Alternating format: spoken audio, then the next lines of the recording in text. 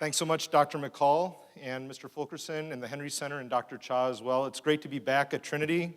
I met my wife, Mariko, who's a native of Japan, here in Chicago. She was a student at Trinity at the same time as I was, and when we were finally introduced at our church, International Evangelical Free Church, downtown Chicago, I said, well, I've seen you before at Trinity, and I was already interested in her. And she says, oh, really? I don't remember seeing you.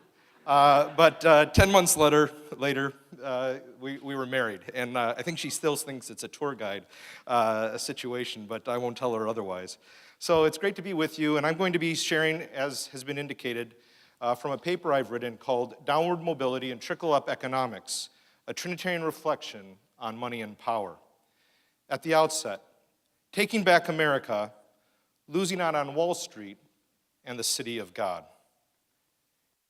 In 1998, James Montgomery Boyce wrote an article titled Our All Too Easy Conscience. It was a play on Carl F. H. Henry's The Uneasy Conscience of Modern Fundamentalism. Boyce said that Henry, in his 1947 work, had put his finger on a matter that was disturbing many fellow evangelicals. Evangelicals had been avoiding the great social issues of our day, above all, racism and the plight of the poor. And we were uneasy about it somewhere deep in our inmost thoughts and hearts. In his historic manifesto, Henry called the fundamentalist evangelical movement to rigorous theological reflection and social engagement. And I quote, "Fundamentalism is wondering just how it is that a world-changing message narrowed its scope to the changing of isolated individuals." Later, Henry writes, whereas once the redemptive gospel was a world-changing message, now it was reduced or narrowed to a world-resistant message. Out of 20th century fundamentalism of this sort, there could be no contemporary version of Augustine's The City of God. Boyce notes that the time had come for another book to be written, this time, The Easy Conscience of Modern Evangelicalism. Boyce was referring to Martin Marty's claim that the most worldly people in America at the end of the 20th century would be the evangelicals. Boyce concurred with Marty's assessment, and he says, "We have fulfilled his prophecy, and it is not yet the year 2000. Boyce argued that evangelicals have fixed their gaze on gaining the kingdom of the world and have made politics and money our weapons of choice for grasping it. In addition to raising concerns about pop psychology and the like replacing sound biblical doctrine, he lamented the evangelical movement's preoccupation with success, wonderful marriages, and nice children, in addition to being fixated on numerical growth and money. Troubled that evangelicals cared very little for getting right with an offended God, Boyce exhorted them to take seriously the words of the prophet Amos, who spoke the following words to a culture much like the present. Woe to them who are at ease in Zion. Boyce said that fellow evangelicals should become uneasy about their complacency and comfort. One area where this complacency is evident is the evangelical community's failure in the inner cities of America. And Boyce was influenced by Dr. John M. Perkins, who's also made increasingly an impact on my own life in theology. And Boyce says, "I would like us to become uneasy about our failure to establish strong churches in America's inner cities, where the breakdown of American culture is so obvious and the needs of the people are so great." It is important to point out that ministries such as World Vision emerged from within evangelicalism in the middle and late 20th century to address such pressing concerns as poverty around the world. Moreover, increasing efforts are in place to address global poverty. Evangelicals are making great headway here. However, as a movement, evangelicalism, of which I am a part, has largely failed to address the pressing structural race and class problems in the United States. In a forthcoming book titled The Evangelicals You Don't Know, USA Today religion columnist Tom Kradenmaker applauds the efforts of what he considers a new breed of evangelicals. And I encourage you to get this book because he's challenging liberals, which he himself is a part of as a movement, to take seriously this work of evangelicals. And he's done a great job in speaking to that primary audience about the good work he sees amongst evangelicals. But he applauds the efforts of what he considers a new breed of evangelicals who are more compassionate in their outlook and engagement of the poor. Still, Kradenmaker raises the concern of many that while evangelicals are engaging increasingly enterprises toward the poor, they are not advocating for political policies that would fight against the structures that make and keep people poor. Are we as a movement fixated with middle-class values? Perhaps. George Marsden has claimed that the fundamentalist reaction around the time of the Scopes monkey trial did not spell an apolitical orientation or the abandonment of social policies. Rather, it signified fixation on conservative, middle-class American social values common around the time and prior to the great Scopes monkey controversy's emergence. As is well known, the Scopes monkey trial in Dayton, Tennessee, back in 1925, served as a key symbol of the fight between creation and evolution in America. It also had an enormous impact on fundamentalist evangelicalism's transformation and development. Marsden says we cannot underestimate the impact psychologically and in other ways that that trial had on our movement. If the results of the trial in American society were indicative of reality, the creationists lost, even though they won the court case.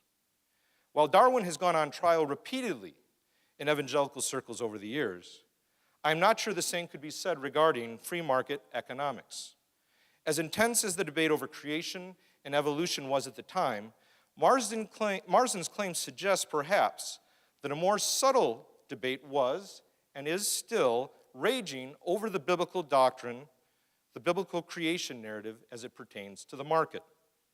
While it became very difficult for Orthodox Christians to espouse any form of evolutionary thought, the same may not have been the case for those who held to the survival of the economic fittest doctrine. With this in mind, I often see bumper stickers, at least out where I am, bumper stickers with a Jesus fish and a Darwin fish devouring one another. But I have never seen a bumper sticker depicting a Jesus fish fighting for its life with a Donald Trump fish. Regardless of how Charles Darwin or Donald Trump viewed Jesus or the Bible, they represent dominant systems of thought and life respectively. Evolution, survival of the fittest, and market economics, survival of the economic fittest. Could it be that what Boyce and others address speaks to a much larger problem than the historic divide between creationists and evolutionists? Could the worldliness and materialism that has run so rampant in our society, including within evangelicalism, speak to a fixation with a different narrative, that of the market? Such is the claim of Gordon Bigelow in Harper's Magazine, who draws from such works as Boyd Hilton's work, The Age of Atonement, The Influence of Evangelicalism on Social and Economic Thought, 1785 to 1865 with Oxford University Press. If Bigelow is correct, it is not religion or the biblical narrative, but economics that offers the dominant creation narrative in our day, including for evangelicals. And here is what Bigelow claims, and I quote, Economics is channeled by its popular avatars in media and politics, is the cosmology and the theodicy of our contemporary culture. More than religion itself, more than literature, more than cable television, it is economics that offers the dominant creation and narrative of our society, depicting the relation of each of us to the universe we inhabit, the relation of human beings to God. And the story it tells is a marvelous one. In it, an enormous multitude of strangers, all individuals, all striving alone, are nevertheless all bound together in a beautiful and natural pattern of existence, the market. This understanding of markets, not as artifacts of human civilization, but as phenomena of nature, now serves as the unquestioned foundation of nearly all political and social debate, unquote. If Bigelow is correct, and I believe he is, in asserting that economics, in particular the model generated by the neoclassical school of economics, is the cosmology and theodicy of our contemporary culture, wouldn't evangelicals consider challenging it with the same kind of passion that went into the fight with Darwinian evolution? For Bigelow, evangelicalism as a movement could not be an outspoken opponent because it often assumes the free and unregulated market economic narratives as gospel truth and embraces it with blind faith, just like many other institutions and groups in our society. According to Bigelow, evangelicals don't simply assume the market's gospel truthfulness, they champion it. In his estimation, evangelicals have been responsible for cultivating the sense of scientific certainty around markets. If he is accurate, the movement has been far more successful in generating support for the evolutionary supremacy of the market system than it has in challenging Darwin's origins of the species. But would it not be difficult to challenge genetic determinism and natural selection if the movement is conflicted, promoting an equally deterministic and naturalistic system? With this in mind, evangelicalism must concern itself with combating the survival of the economic fittest today. For the story of the market, more than any other narrative, eclipses the biblical narrative. When framed naturalistically and non-communally, it impacts negatively holistic community, devalues human life as sacred, and does not safeguard the poor and with it ethnic minority groups, given how race and class tend to track one another in America. To this subject, we now turn. Taking back the biblical narrative from the market's eclipse. How does the market's eclipse of the biblical narrative shape our view of human worth and identity? How should we re-envision life in view of the biblical narrative and its attentiveness to human flourishing, especially in the case of the most vulnerable populations? In this section, we will focus on how the market is often used to commodify life and how a Trinitarian model of communion challenges this framework that so often destabilizes ethnic minority communities and the poor.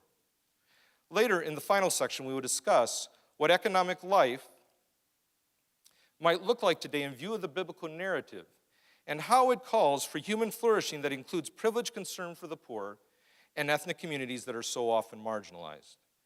There will be a call for a capitalism of a higher order as we draw from the work of the evangelical civil rights leader, Dr. John M. Perkins, and the Nobel Peace Prize winner, Muhammad Yunus.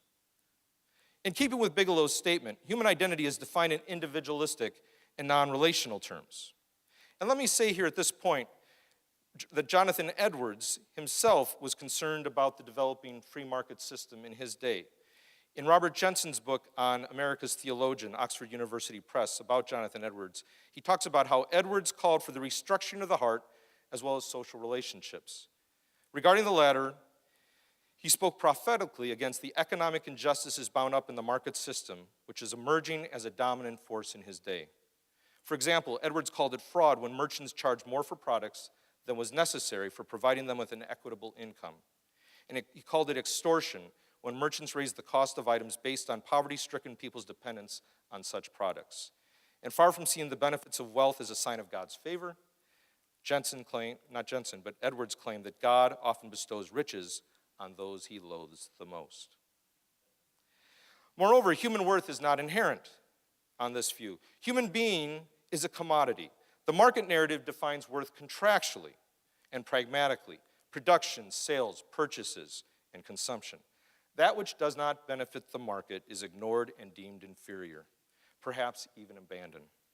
Some modern individualists, evangelical or otherwise, go so far as to conceive of human significance through the lens of productivity and consumption. Now, if human identity is construed as I produce and consume, therefore I am, and if all social relations can in principle be exchanged as commodities, both of which are often implicit identity claims today, what ultimately is the point of being loyal to family and nation?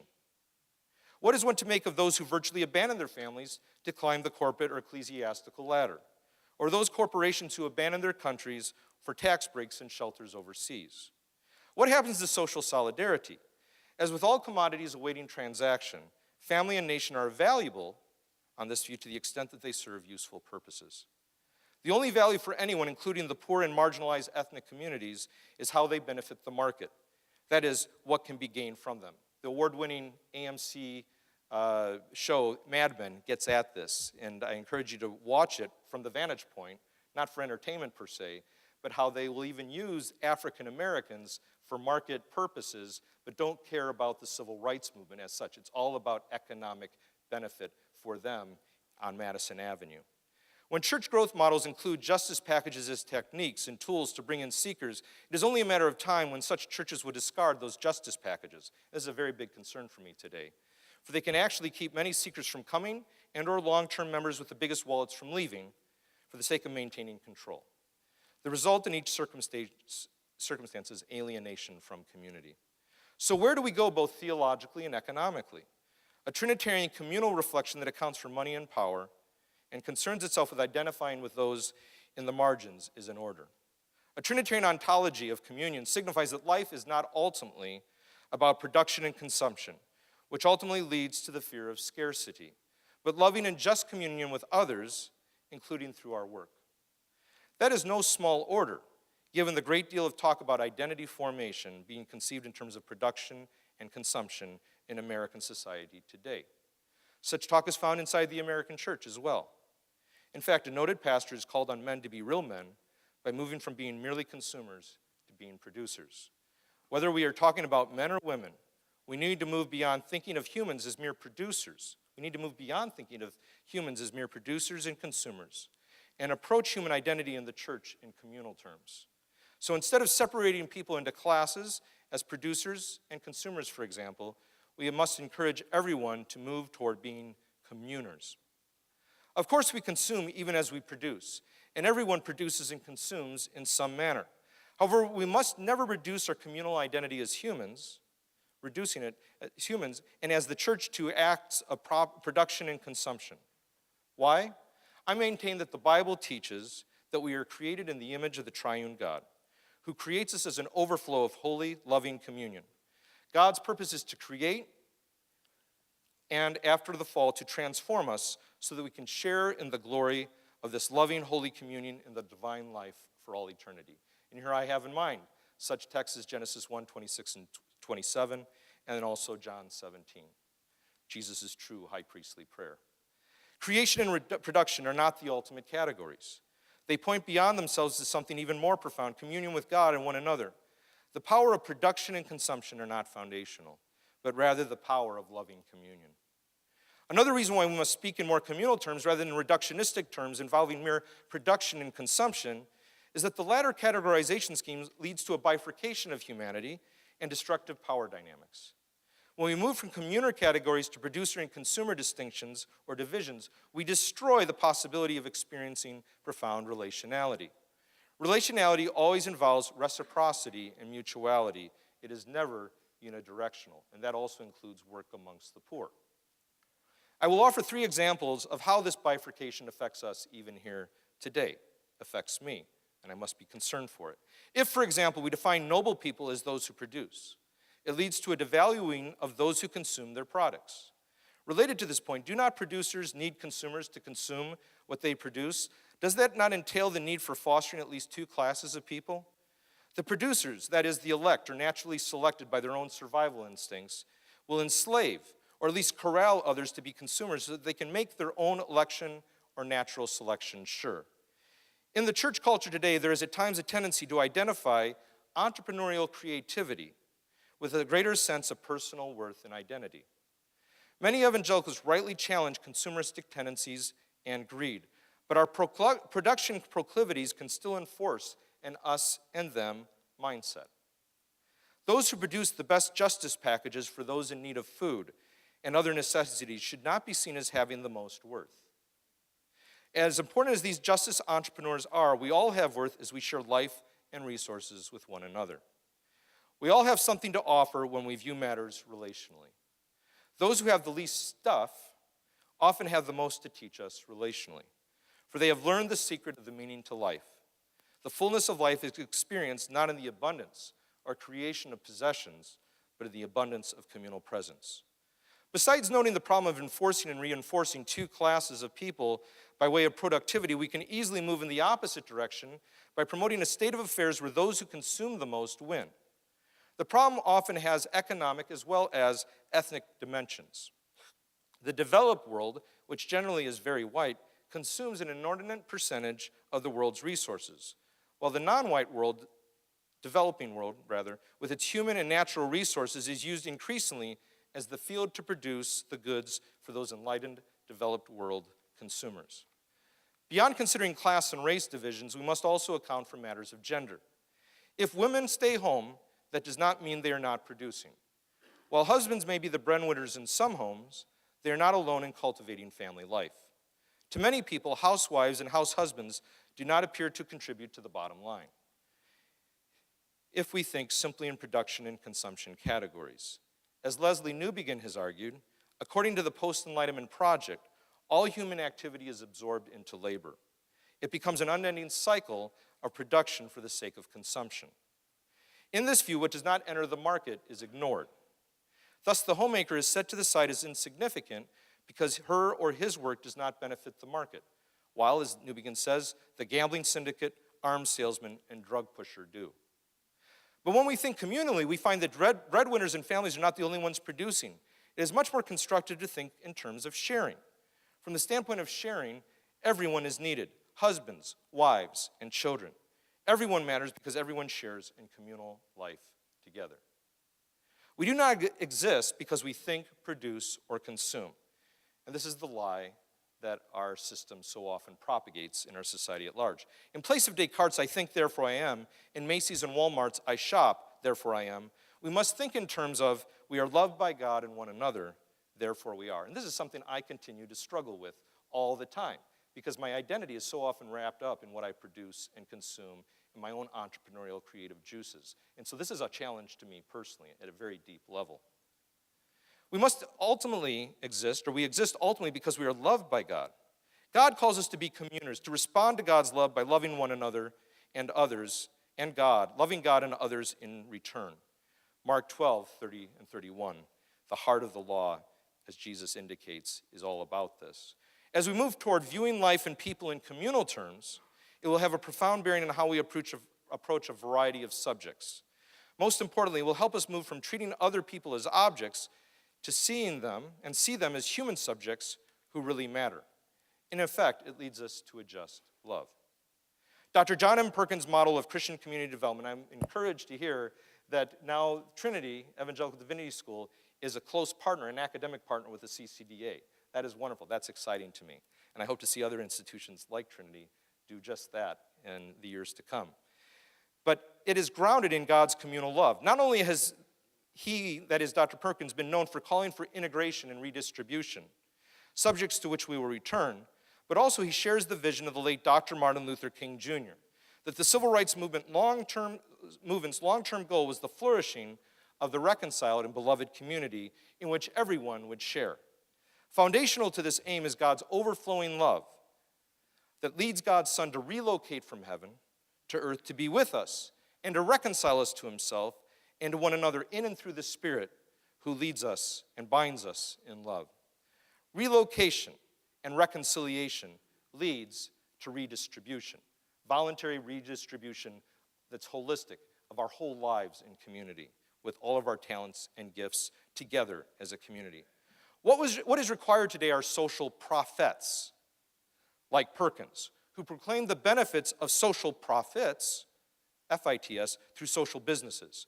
Perkins, who influenced Boyce, has claimed that prophetic voices must call the American church to repent of its capitulation to the free market system, which has made America unfairly rich and is creating massive poverty. Free market capitalism is very good at making money, but it is not very good at distributing it. Christians, on the other hand, have been called to redistribute our wealth, talents, and goods. Such thinking requires moving beyond individualism and entitlement thinking to social solidarity rooted in the economy of grace, rooted in God's action in Christ. Individualism and entitlement thinking cheapens our society. It cheapens the individuals who demand special privileges and things they do not deserve. What are we entitled to as Americans, whether we are rich or poor or somewhere in between? What are we entitled to as American Christians, whatever our socioeconomic status? As Americans, are we entitled to universal health care? Are we entitled to malnutrition and disease? As Christians, are we entitled to certain religious privileges not awarded to others based on being here first? Keep in mind that we weren't here first. The First Nations or Native Americans were here first, and the land was taken from them. As my late great Lakota Sioux friend Richard Twist said, who just passed away a few weeks ago, the reason why they call it the land of the free is because they never paid us for it. So how are we dominant or majority culture Americans and American Christians entitled to special privileges for something we did not earn or buy, and in some cases actually seized? And to the extent that I benefit from the harm that has been put to and put upon the Native American communities in North America, to that extent I'm still culpable and guilty, and I do benefit, and to that extent I am still guilty. and I need to do something about it in solidarity with indigenous Christian leaders and beyond with you. It is very hard for people to pick themselves up by the bootstraps if they do not have any, as one African American pastor said. It is also very difficult for people to pick themselves up if their kneecaps have been broken one too many times, as a white Ivy League academic told me. As Perkins has told countless people, he needed other people's help to get going and get ahead. He especially needed God's help. He's so grateful that God and others provided. How about you and me? Are we grateful for the level of success to which we have attained? Do we realize that others have made it possible for us to be where we are and that we did not do it alone? In one sense, none of us are entitled to anything other than God's judgment. We did not deserve God's grace. That's why we're all indebted in more than one way. We're indebted to God and others, and we demonstrate it by caring for others who don't deserve our compassion, just as we don't deserve God's grace. In this regard, see Matthew 18:21-35. While the passage is about forgiveness, Jesus makes use of imagery bound up with forgiving economic debts. I believe the same principle applies. Grace and gratitude change the conversation. Rich and poor and everyone in between move beyond entitlement thinking when grace is in our hearts, our homes, and in the public square. Together we become a people with a whole lot of class who redistribute our wealth freely because of our shared need. While God deserves our best and is entitled to everything, he laid down his life and gave everything to us. God's economy is one of self-giving love, not of getting as much as one can for oneself. God sacrifices himself for the other, even and especially when the other doesn't deserve it or even care. God is not the God who climbs the ladder, but who demonstrates his glory in downward mobility. In this regard, see Philippians 2:6-8. And Trickle-Up economics that makes it possible for all of us to experience the riches of God's grace. In this regard, see Ephesians 4:7-13. While the passage is about spiritual gifting in the ecclesial body bound up with Christ's descent and ascent, it reflects the heart of a God who gives good gifts to people in various ways in view of his mercy in Christ, and who makes it possible for them to be good stewards of his grace. Downward mobility is truly upwardly mobile, or upward mobility in view of Jesus, who was lifted up on the cross in his hour of glory, as John 12:23-33 indicates. Such downward mobility, which is truly upward, speaks to the upside-down nature of God's kingdom. In place of those attempts at taking back America from our enemies, Jesus calls us to lay down our lives for our enemies, for those who are different from us, and for those in the margins, as we take up residence ourselves in these spheres. Just as Jesus died to divine entitlement and privilege, we must do the same with white privilege. Individual responsibility is important, but not enough. We are all responsible and must all be engaged. Even so, it is not enough. The recession should help all of us see this to be true, as the documentary The Line makes clear. Social solidarity is essential. Thus, as stated above, we need social prophets like Perkins and social capital businesses like what Muhammad Yunus argues for. To the subject of social profits calling for a capitalism of a higher order that involves such things as social capital, social businesses, we now turn. Taking on board a capitalism of a higher order. Prophetic words are needed on sin and structural evil, an embracing of original sin and sin's horrors, including structural evil, and a challenge to the Randian utopia of individual, rational self-interest that does not account adequately enough for an understanding of the social world, and that also undercuts altruism. So too, there is a need to challenge the scarcity thesis, the claim that value is bound up with supply and demand, and the utilitarian maxim that an action's outcome alone dictates its goodness or not. Consequences alone do not determine the value of an action. Moreover, the utilitarian claim that the aim is happiness for the greatest number of people often leaves the poor and marginalized out of the picture in favor of white supremacy. In a 2006 interview with America, the National Catholic Review, James Cone called on white Protestant and Catholic theologians to speak out on white supremacy, claiming that white theologians remain largely silent on the subject. He reasoned that white supremacy is more deeply entrenched now than it was in the 1960s and early 1970s. People were more cognizant of it then due to the work of Dr. King and others. The church's finest hour in addressing racism was at that time. Cohn adds, but now, and I quote, having confronted it years ago, they think they have made the racial situation better, whereas in some ways it is worse. It is like a new form of racism in that it accepts the tokenism of a few blacks in churches, educational institutions, and government in order to make people think everything is fine on the racial front. But just look at the statistics about the African American community with regard to imprisonment, health care, education, and employment. We are worse off today in areas like these. So I want to challenge white theologians and their churches to speak out in a sustained and prophetic way about racial injustice, unquote. White evangelical theologians and churches can learn a lot from fellow evangelical John M. Perkins, who preaches and teaches that handouts do not help restore people's dignity, nor a system that keeps people down. He teaches that people should work and work hard. He also teaches that the government should work hard for the people in need to help them move towards sustainability. Perkins calls on the government and investors and communities to make it possible for the poor to own the economic pond.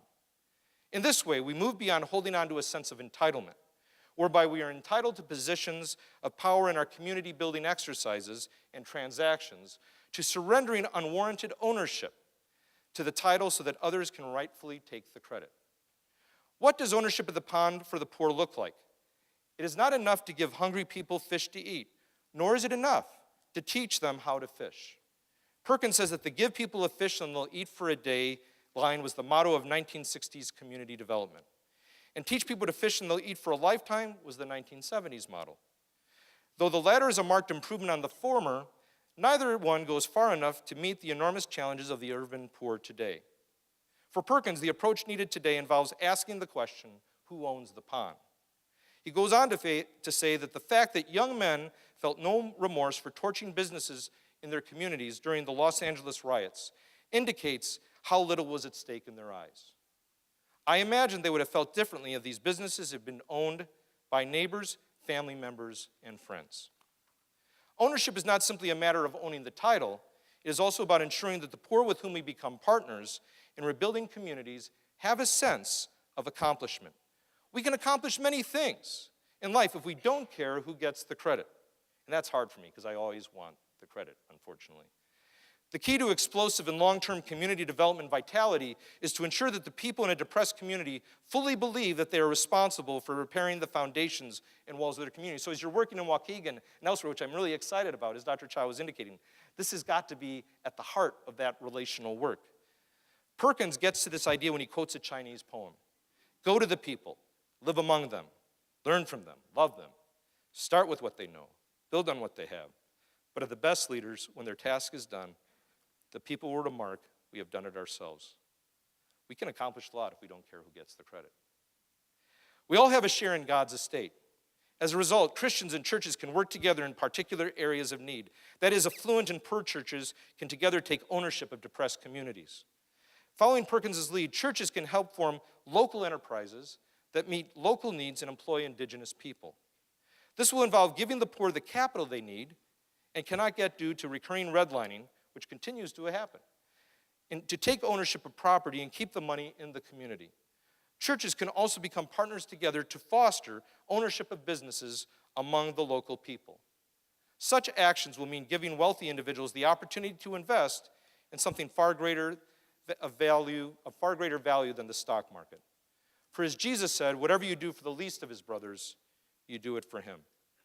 The John M. Perkins Foundation and the Christian Community Development Association also provides models for people and organizations coming alongside and working among the poor so they can also take ownership of their economic futures rather than be dependent on charity and terrorized by poverty.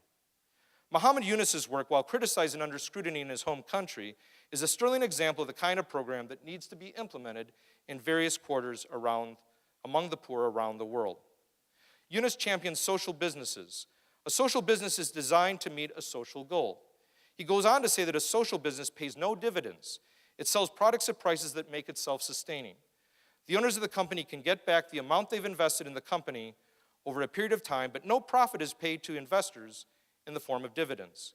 Instead, any profit made stays in the business for financial expansion, to create new products or services, and to do more good for the world. The driving, motivating force behind the market for Christians should be not to acquire greater wealth, but to redistribute the wealth and resources acquired so as to benefit all people, especially the poor. We need to consider more ways to establish micro-enterprises among the poor. Such enterprises do not use people to build the economy, but rather build the economy around people, especially those most vulnerable, assisting them in moving towards sustainability in their communities.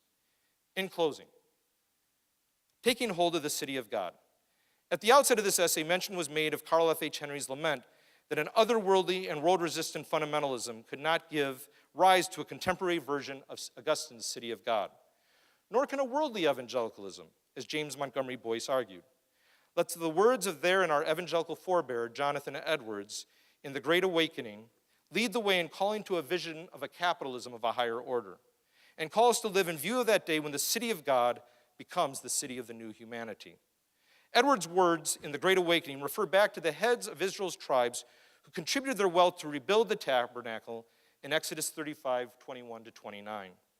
These are the days, he says, of erecting the tabernacle of God amongst us. Just as the goldsmith and merchants rebuilt Jerusalem's walls, Nehemiah 3:22. So the days are not very far off, Edwards says, when the sons of Zion shall come from far, bringing their silver and their gold with them, to God and the Holy One of Israel. And he says, again, when the merchants of the earth shall trade more for Christ than for themselves, and the merchants and hire shall be holiness to the Lord, and shall not be treasured or laid up for posterity, but shall be for them that dwell before the Lord to eat sufficiently, and for durable clothing. And when the ships of Tarshish shall bring the wealth of the distant parts of the earth to the place of God's sanctuary, and to make the place of his feet glorious.